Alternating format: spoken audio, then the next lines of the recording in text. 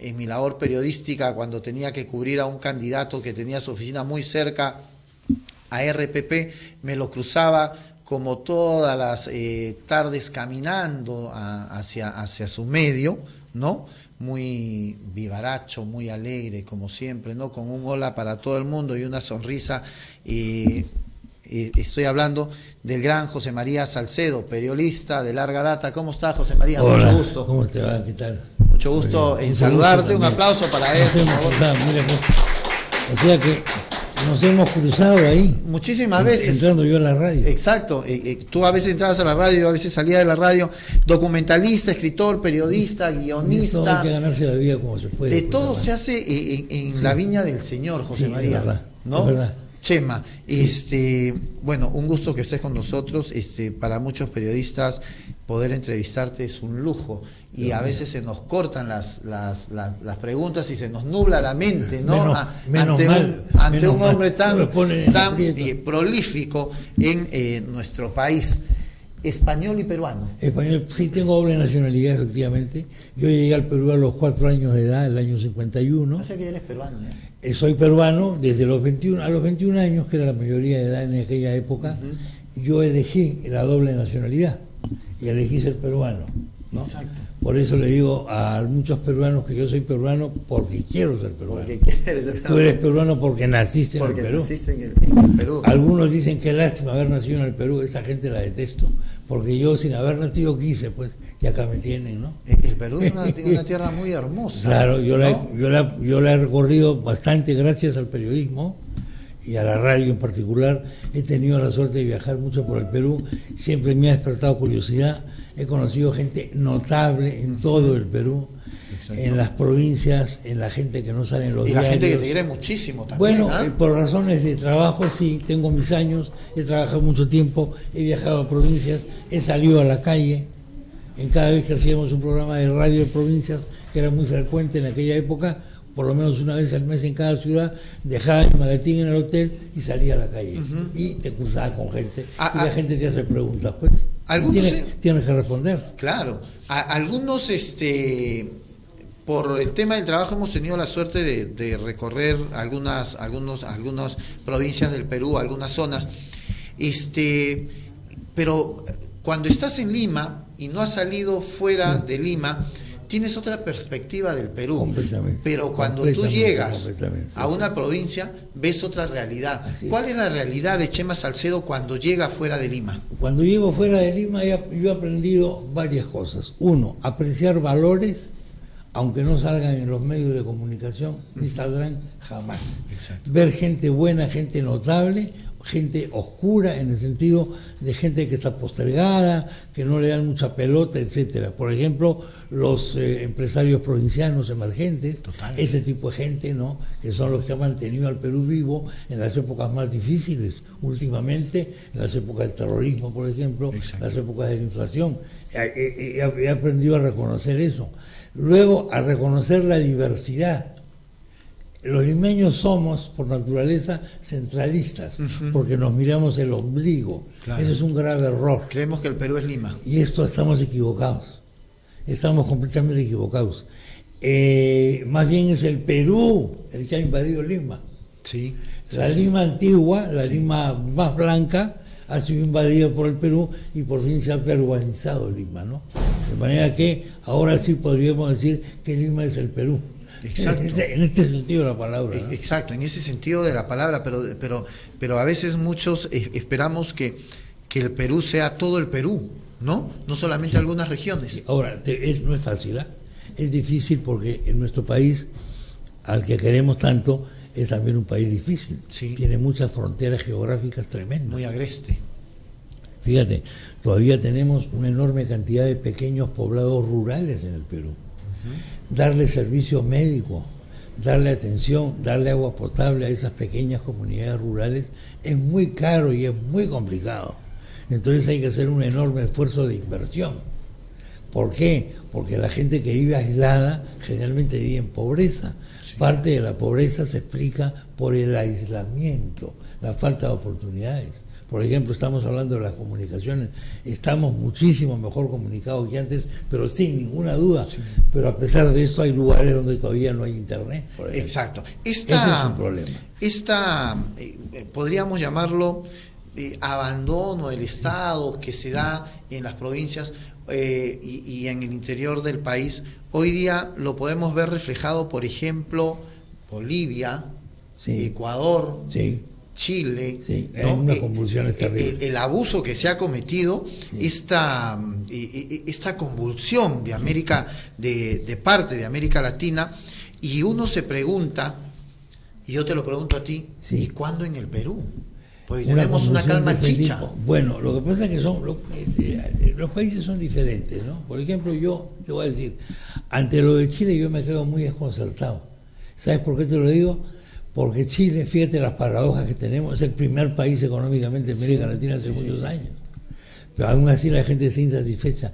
Pero no ha habido una posición muy clara. Los manifestantes no han dicho que quieren mucho. Entonces hay una serie de conjeturas, especulaciones. El presidente Piñera, que creo que ya no tiene chance, ya está totalmente, creo yo, deslegitimado. Yo creo que tiene que irse ya. Lamentablemente para él va a tener que ser así.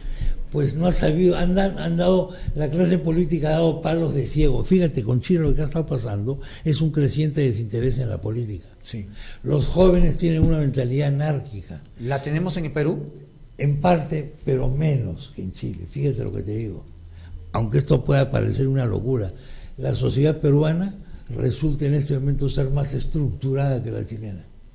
Porque acá tenemos organizaciones sociales muy poderosas. Uh-huh.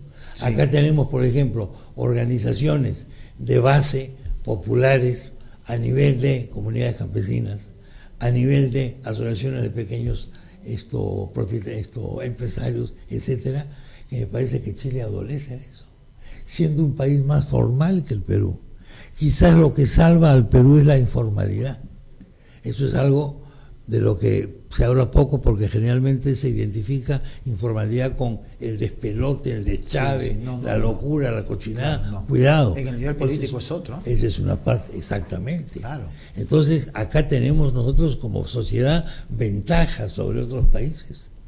Si lo comparamos al Perú con Argentina, te digo más o menos lo mismo. Ahora, tú no sabes, Chema, ¿qué está reclamando en Chile? Porque el otro día yo veía, por ejemplo, en el metro de Chile, los alumnos del colegio saltando y un festival ahí muy gracioso. Y pidiendo la rebaja del pasaje. Por otro lado, gente que salta y que grita que pide la eliminación del FP. Otro grupo que se vaya a Piñera. Entonces, son tantas cosas que tú no sabes al final qué es lo que quiere Chile. Y lo curioso es que los peruanos siempre hemos mirado, algunos con envidia a Chile, porque Chile era más organizado, había partidos políticos más serios, ¿no?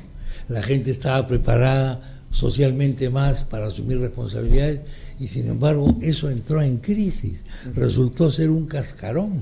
Yo recuerdo cuando yo era estudiante universitario, nosotros veíamos, yo estudié en la Católica, veíamos a la Universidad Católica de Chile como una cosa pues notable, ¿no? Exacto. Y así sucesivamente. Y ahora resultó ser un cascarón, ha hecho crack. Ese tipo de orden que creíamos nosotros tan estable, ha hecho crack. Ahora, el caso de Bolivia y el caso de Ecuador creo que son distintos. A diferencia de Chile, los países andinos tienen un componente social muy distinto, sí, que es el indígena. Ajá, que a veces decimos, ya no hay indígenas, perdón, sí hay indígenas. Cuidado. Que no los queramos mirar en diferente. Cuidado con eso. No, todos somos iguales. Bueno, mentira. Una cosa es que debamos ser iguales ante la ley, es una cosa. Pero que seamos realmente iguales no es verdad. Y no lo vamos a hacer. No, pues, porque tenemos diferencias culturales, porque tenemos multinaciones. Por ejemplo, yo viajo siempre a la selva central del Perú. No había ido hace tiempo y ahora he estado ahí porque estoy haciendo un documental que tiene su sede en realidad, la parte principal es en África, en Ruanda. Ahí están los achánicas. Los achánicas son una nación, ellos se llaman la nación achánica. Exacto. Pero entonces, no, pero que estás hablando son solo 60.000. Está bien, pueden ser 5, pero estos 5 tienen una identidad y yo tengo la obligación de respetar esa identidad. Y 60.000 es una nación, ¿ah? Es una nación. Es pues. una nación. Si yo soy un demócrata, si yo me lo oí democrático, la cuestión no es solamente voy a votar todos los años, no, tienes que respetar ese tipo de cosas. Chema, eso lo que hemos visto en América Latina se ha visto porque muchos dicen que el pueblo estaba muy ya muy aguantado por lo que estaba haciendo la política hoy en día. Hoy en día tenemos una política muy sui generis en nuestro país, sí. y tanto así que el presidente Martín Vizcarra dio un golpe y todo el mundo lo celebró. Sí, claro. Nadie le temió. Sí.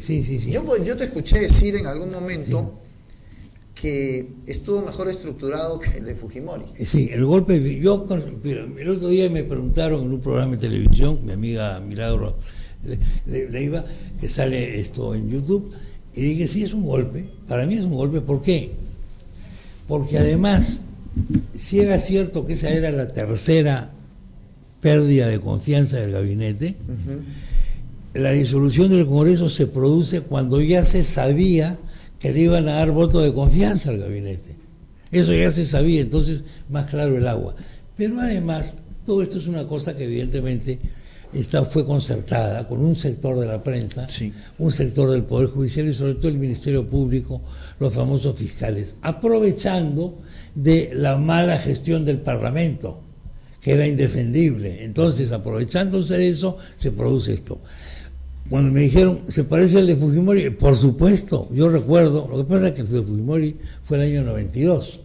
Yo recuerdo que ahí también se hacía la crítica al Parlamento, se decía que los congresistas eran corruptos, que ganaban menos y que no sé qué. Que el Poder Judicial también era corrupto, y así sucesivamente. Siempre los golpes se han producido por razones de lucha anticorrupción. Exacto. No hay ninguno que no se hable de la anticorrupción. Pero no funciona, pues, porque al final tú tienes más corrupción y más corrupción. El problema es el siguiente, yo creo que hay un error. Me parece que el presidente, lo digo con todo respeto, comete un error al encabezar la lucha anticorrupción. Un presidente de la República, en un país democrático, no puede encabezar la lucha anticorrupción. ¿Por qué? Porque él también puede ser objeto de investigación. Y mira lo que está pasando. No faltaba más, por favor, señor. Y mira lo que está pasando. La democracia consiste en la división de poderes. La división de poderes significa que el Poder Ejecutivo tiene que gobernar, no reemplazar al Poder Judicial ni a nadie más. Pero estamos preparados. Mira, todo lo que ha pasado, el Poder Judicial, el Poder Legislativo, el Poder Ejecutivo, ¿estamos preparados para tener poderes autónomos en este país? Bueno, deberíamos, no lo sé exactamente, había que hacer un test. A veces da la impresión de que votamos damos palos de ciego, ¿no? Ahora, ojo que esto parte también por el ciudadano, ojo. Sí. Hay que hablar también del hombre de base. Yo a veces viajo en taxis, ahora ya menos porque ahora camino más, que me dicen, fulano y tal, que es así, que es así. Oiga, le digo, ¿usted por quién votó, señor? Sí. Ya pues, don Chema, no, ya pues no, dime, hermano, por quién votaste, porque ese señor no lo puso Dios en el cargo. A ese señor no lo eligieron los cardenales de Roma. Y es que rehuimos a decir, porque al final no somos parte de la culpa. Sí, ¿ya? Porque es natural, no nos gusta asumir responsabilidades. A todos, a mí tampoco, ¿eh? No nos gusta asumir responsabilidades porque asumir responsabilidades es ingrato, es amargo. Y ahí está, porque le dejamos al Congreso, haz lo que quieras. Ya voté por ti, sí. Ahí está tu cheque en blanco. Enfrentar la verdad no es grato, es desagradable. Keiko Fujimori. Sí. Keiko Fujimori, ¿debió estar presa? No, yo creo que no. Yo estoy en contra de las prisiones preventivas en general, ¿eh? Tanto la de Keiko como la de Kuczynski y como la de todo el mundo. Por una razón. Estamos abusando de las prisiones preventivas. Una prisión preventiva no puede durar tanto como está durando. Son sentencias anticipadas. Tan son sentencias anticipadas que para discutir si se levanta o no la prisión, se discute sobre la responsabilidad penal de los sujetos. Perdón, eso no está en debate. Exacto. Eso se va a debatir el día del juicio. Y tienes que irte al Tribunal Constitucional, que ya está venido a menos en nuestro país. Eso es algo que no entiendo tampoco. Tenemos que llegar hasta ahí. ¿Por qué? Porque estamos abusando. Mira, hay una mentalidad carcelera en el Perú. Y yo no estoy de acuerdo con eso. Me pueden decir que sí soy un ingenuo, pero yo prefiero siempre un sospechoso libre que un inocente preso. Y que se puede corromper. Y lamentablemente en el Perú nos encanta meter preso a todo el mundo. ¿Por qué? Porque parece que los señores fiscales juegan a un torneo. ¿Quién tiene más presos? Yo tengo 522, yo 523 te gané, maldita sea. Pero hemos endiosado pues a José Domingo Pérez. ¿Cómo lo ves tú? ¿Es un dios también? Sí, nos encanta crear dioses. Mira, somos una sociedad laica aparentemente, pero creamos nuevos dioses, los encumbramos y después los bajamos. Sí, ¿Ah? sí. Normalmente en el mundo moderno los nuevos dioses son los artistas pop. Sí. Tú acabas de mencionar la muerte de esta cantante. De la cantante de Roxette, ¿no? De Roxette, lamentable, pero es un artista pop que en un momento fue endiosada. Los futbolistas, Cristiano Ronaldo es un dios, evidentemente. Y acá nosotros tenemos... Farfán, Cuevita... y Paolo Guerrero es el sumum. Y los fiscales también son dioses. Porque, no, ¿sabes qué pasa? No asumimos responsabilidad, transferimos nuestra responsabilidad a personas providenciales mesiánicas y les adjudicamos una probidad suma que nunca tiene un nombre. Nunca tiene un nombre. Y el problema acá es lo siguiente, tenemos mucha gente pues que está yendo a la cárcel y luego sale y el proceso ¿qué fue? ¿Qué pasó? ¿Qué fue? No hay un seguimiento, no hay al final tú ves que toda esta gente de los árbitros ya salieron y ¿qué sigue? Pero ya le metieron un periodicazo. Ya los embarraron completamente. Claro. Te cuento una anécdota brevísima. Hace muchos años tomo un taxi, me siento en el asiento de atrás, el chofer iba manejando, me mira por el espejo retrovisor y me dice, ¿usted es el señor Shema? Sí, señor. Ah, señor. Usted malogró mi vida, perdón. Y dice, ¿quién es usted? Y me dice, yo soy el llamado taxista violador. ¿Cómo? ¿Usted es el taxista violador? Sí, señor. Me contó su historia. ¿Te acuerdas cuando había un taxista violador, que te echaba unos polvos, que te dormía, etcétera? Sí. Dice que un día le iba manejando con una señora atrás y la señora comenzaba a hablar pues de que estos taxistas son violadores, estos desgraciados, y el tipo en broma le dijo, ¿y qué le parecería, señora, si yo fuese el taxista violador?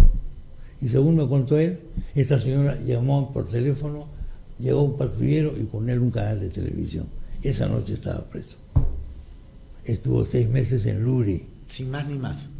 A los 6 meses salió porque efectivamente no había nada contra él. Me preguntó, ¿quién me devuelve los 6 meses?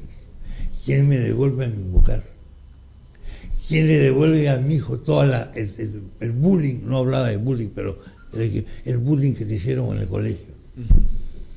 Yo le dije, disculpe usted, señor, me muero de vergüenza. Lo único que puedo hacer es ofrecerle que venga a un programa de radio que tengo el día tal. Y fue. Y por supuesto se puso a llorar. Y yo también debía haber llorado, pero me contuve. Entonces hay ese problema. Esos juicios que hacemos en el Perú, que son juicios interminables. No, es terrible lo que sucede en nuestro país. Somos el país con más culpables inocentes en las cárceles, ¿no? Sí, hay una cosa que hay mucha gente que se enorgullece de que la justicia esté actuando así. Mira, yo cada vez sea con el tiempo, esto de la justicia es muy de los jóvenes, ¿no? Porque hay una justicia hormonal también. Yo con el tiempo he aprendido a pensar menos en la justicia y más en la solidaridad, en la caridad, en la compasión. Pero es que hoy día, ¿qué puedes llamar justicia? O sea, ¿cuál es la definición que tú le puedas dar hoy día a la justicia? Que es muy diferente a lo que debe ser la justicia.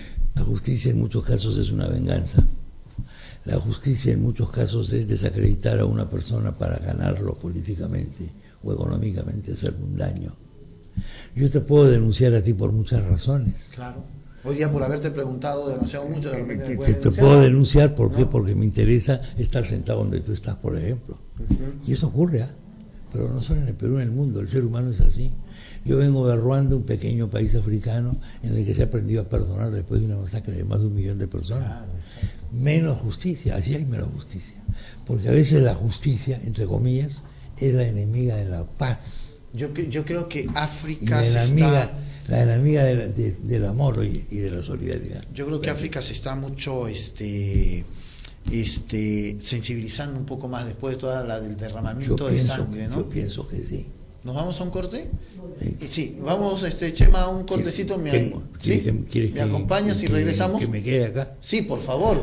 No te voy a matar tanto el rating, hermano. Para nada, al contrario, hoy día yo me voy arriba. Me voy arriba. Estamos con José María Chema Salcedo, no se muevan, en Contacto Perú.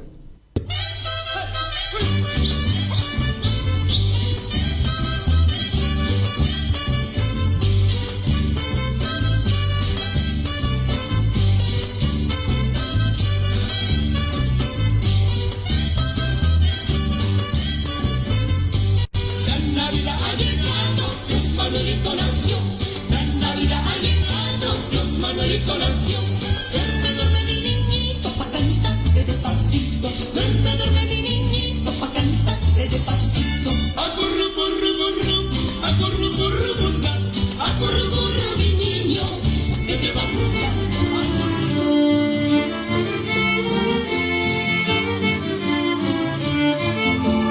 Imaku si bakarimu, siwar situy, siwar situy, cariku siwar situy, siwar situy.